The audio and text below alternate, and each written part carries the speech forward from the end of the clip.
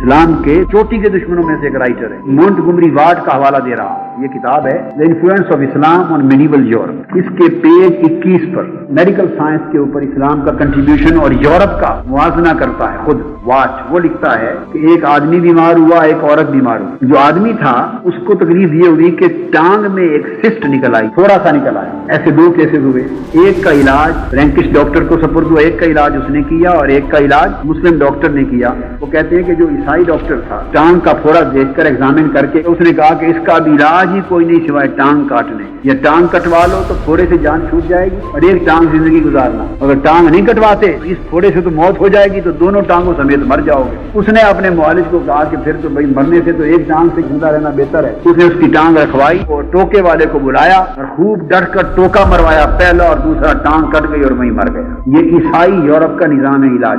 اسی طرح کا مریض مسلم ڈاکٹر کو ریفر ہوا، مسلم ڈاکٹر نے اس کو دیکھا اور دیکھ کر اس نے ایک میڈیسن لگائی، مرہم لگا کے وہ جو پھوڑا تھا اندر اس کو پکایا، اور جب اس کا منہ پھٹ گیا اس میں سے اس کے مواد کو نکال کے میڈیسن لگا دی اور ٹھیک کر۔ اور عورت بیمار ہوئی، اس کو خشکی ہو گئی سر میں۔ ایسے دو کیسز ہوئے۔ عیسائی ڈاکٹر کے پاس ایسا کیس ریفر ہوا، اس نے کہا کہ اس کے اندر جن چلا گیا، لہذا اس کے بال کاٹ دیے، بالکل سر ٹیڑھ کر دیا، صاف کر دیا اور اس کی مرمت کی خوب مارا، اور پھر بھی آرام نہیں آیا۔ جب خشکی اور بڑھ گئی اس نے کہا کہ یہ بڑا پختہ ہو گیا ہے، تو اب اس کا علاج یہ ہے کہ اس نے چھریاں کانٹے لے کر اس کی جلد ساری اکھاڑ دی، اس کے سر کی ہڈیوں کو اندر کو دماغ کو ایکسپوز کر دیا، اس کے اندر نمک ڈال دیا تاکہ وہ جن جو اندر گھس گیا ہے وہ نمک اس پر ڈالوں، اور وہ چیخے۔